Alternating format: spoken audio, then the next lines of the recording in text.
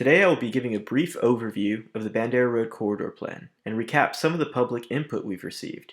And then Jay Loudon of Workshop, who serves as the city's prime consultant on the plan, will discuss some of the ideas we've generated based on that public input. But our main goal today is to obtain your feedback, so let's get started. The Bandera Road Corridor Plan is one of two studies currently taking place along Bandera Road, the other being the Texas Department of Transportation's SH16 Bandera Road Feasibility Study. While the city's corridor plan and the TxDOT feasibility study are occurring in roughly the same area at the same time, they aim to accomplish different goals. The city's Bandera Road Corridor Plan focuses on future land use, economic development, the improvement of transportation options, and sustainable and innovative urban design. The TxDOT SH16 Bandera Road Feasibility Study aims to evaluate roadway improvements on Bandera Road itself. The city's San Antonio plan will be completed by the end of 2021, and the TxDOT Feasibility Study will continue after. Land use planning provides the community with the toolkit necessary to decide how land is used within the community and promotes synergy and mutual benefits for those living and doing business along the corridor. Through effective land use planning, a community can identify and evaluate the trade-offs between how land is used and its links to social, economic, and environmental impacts in different options. The Bandera Road Corridor Plan is scoped along the 6.5 linear miles of Bandera Road, extending shortly past 1604 in the northern limits and shortly past 410 in the southern limits. If you take a look closer at this map, you'll see there exists a quarter-mile buffer on each side, totaling half a mile around the state highway itself. This map shows the area we have studied and the area we are discussing here today. The next two slides give an overview of the TxDOT feasibility study. The study aims to improve mobility, safety, and connectivity while reducing congestion on the SH16 Bandera Road Corridor and to accommodate multimodal transportation, including bicyclists and pedestrians, while also accommodating economic development. Through an extensive existing conditions assessment and community outreach effort, the TxDOT feasibility study has been a major part of the shared effort between the City of San Antonio and other interagency partners. A larger effort between the two projects is co-chaired between District 7 City Councilwoman Ana Sandoval and Mayor Chris Riley of Leon Valley. This working group is comprised of community leaders of local and state levels and oversees smaller working groups comprised of technical experts in the planning and engineering fields, as well as residential stakeholders and business owners. The Texas Department of Transportation is currently in the alternatives analysis phase, meaning that multiple concepts are being evaluated, and community feedback will be utilized to identify the preferred implementation plan for Bandera Road. The existing conditions assessment was a focused effort to study demand management, intersection improvements, multimodal considerations, local street networks, access management, and roadway configuration. This and public input has been used to create a universe of concepts for the community and TxDOT to evaluate together.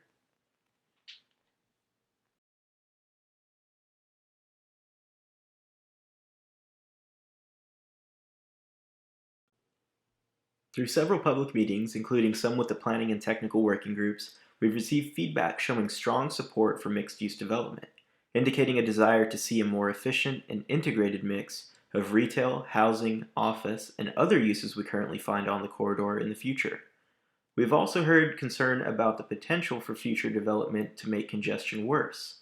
Since traffic is typically the most common concern, we've aimed to focus on other innovative ways to reduce traffic by including recommendations for improved transit and regional connectivity, and recommending urban designs that require less dependence on the personal vehicle. The third topic we wanted to highlight was a strong support for increased neighborhood connectivity. Many residents would like alternatives to reaching the corridor to do business, as well as options to travel around the corridor when heading to other regional destinations in the city.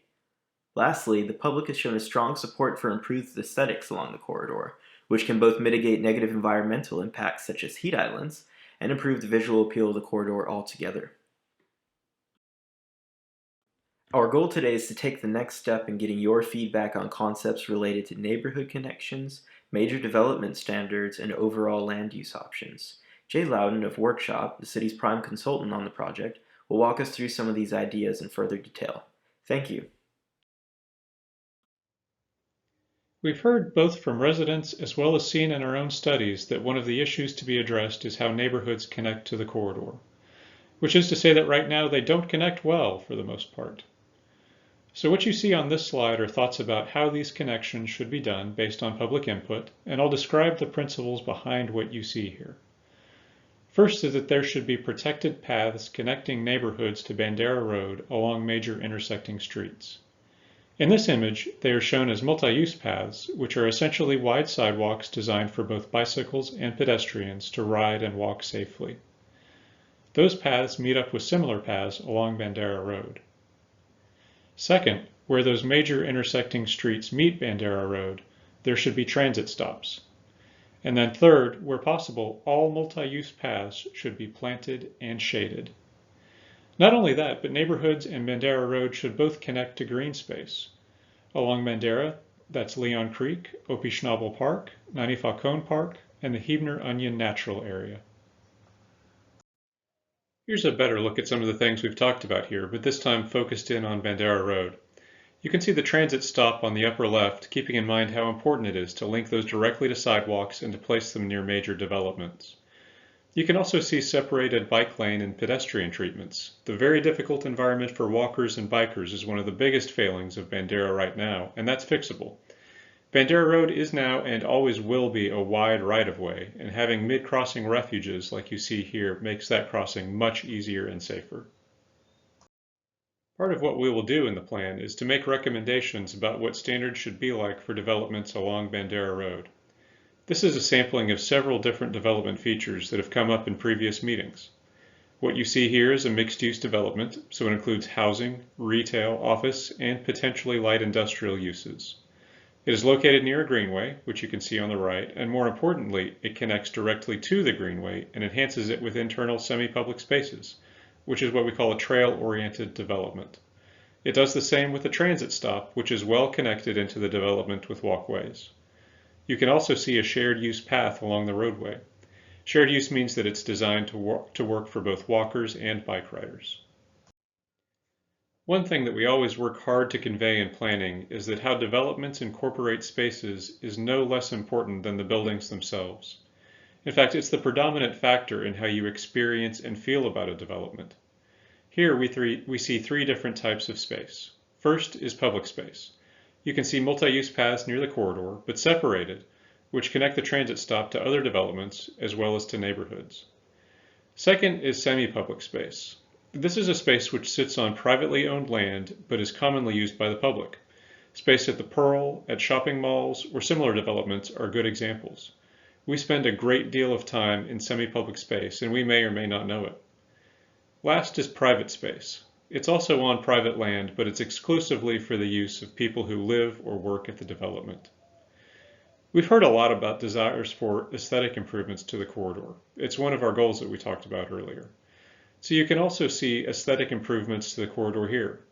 Buildings are brought fairly close to the edge of the right-of-way, and the edges are planted.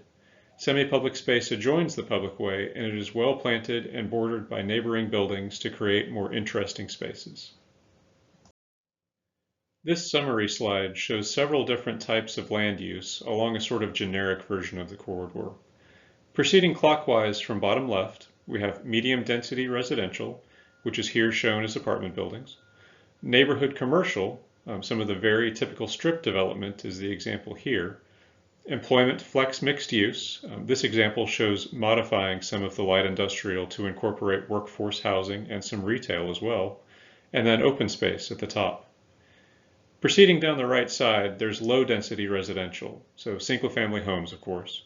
And then there's community commercial, which is a big box store in this example. And then finally a large neighborhood mixed use development, which incorporates many of the features we discussed in our last workshop, including office, retail, and housing. It's a trail-oriented and transit-oriented development as well. So I mentioned mixed use, but what is mixed use? Obviously, it blends together a variety of different types of uses, but there's a lot of variety in how that's done. Unlike the current patterns on Bandera Road, you see multiple types of uses in one building, which is vertical mixed use, or in different buildings but in the same development, which is horizontal mixed use. This mixture of uses reflects a split that is in rough concordance with the market study that we did earlier, as well as existing patterns on Bandera Road. The red is commercial, primarily retail.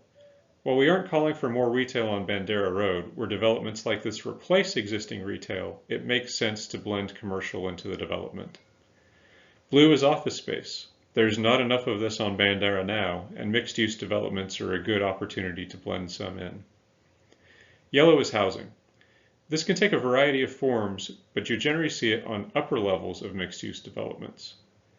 Finally, pink is industrial. I mentioned that the corridor has quite a bit of industrial uses now, and we think that the right types of light industrial uses make sense as part of mixed-use developments.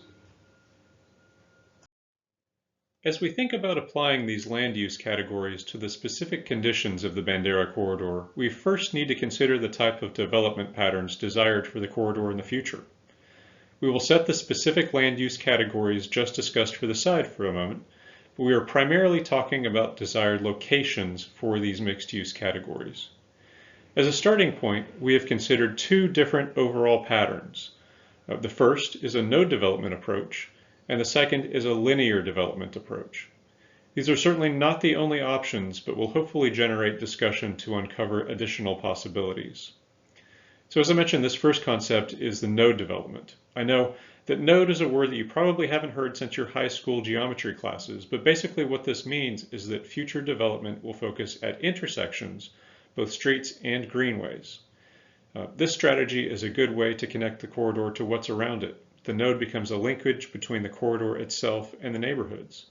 It generates opportunities for development that are not only along the corridor itself, but also extend along significant cross streets and greenways. This graphic, highlighted with orange, shows some ideas about how this might happen, which is really those major intersections I mentioned. I expect all of you use Bandera Road pretty regularly, so you know about the major intersections as well as I do. Obviously 1604 and 410 are the two most major intersections.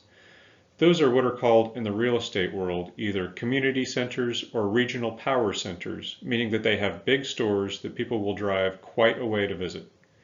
If we translate that into the mixed-use land uses that we've been talking about, that means that there's opportunity to build apartments and condos there too, all in the same development. But there are other intersections that could have smaller, more neighborhood-scaled versions of that, like Prue Road, French Creek, and Leon Creek.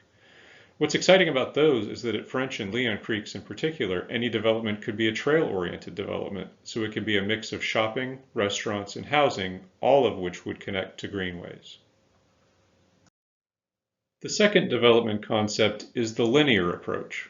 So if you think about nodes as focusing on important intersections, think of linear as spreading development out along the corridor. That's not unlike what you see on Bandera Road now, but the type of land uses could be quite different. There are still opportunities to incorporate cross-connections into adjacent neighborhoods, but the development itself would be more focused on the corridor because opportunity areas are focused predominantly on parcels which front Bandera Road itself. In this concept, the intensity of use would not be the same along the entirety of the corridor.